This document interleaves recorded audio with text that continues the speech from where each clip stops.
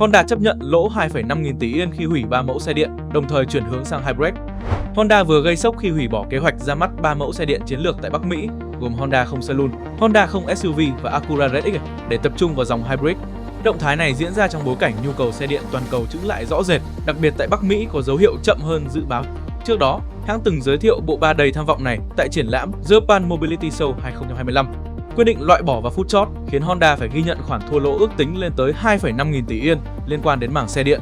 Đại diện Honda cho biết công ty đã cân nhắc nhiều phương án, nhưng nếu tiếp tục triển khai các dự án này trong bối cảnh hiện nay, rủi ro thua lỗ kéo dài trong tương lai là rất lớn. Trong bộ ba bị khai tử, Honda không Saloon từng gây chú ý với thiết kế táo bạo. Honda không SUV được kỳ vọng là mẫu chủ lực thực tế nhất. Đáng tiếc nhất là Acura RX EV vốn đã tiến rất gần giai đoạn sản xuất và mang ý nghĩa hồi sinh một cái tên huyền thoại của thương hiệu. Cả 3 mẫu đều được lên kế hoạch lắp ráp tại bang Ohio, Mỹ. Do đó quyết định hủy bỏ cũng tác động tiêu cực đến cơ hội việc làm trong ngành công nghiệp ô tô điện tại đây.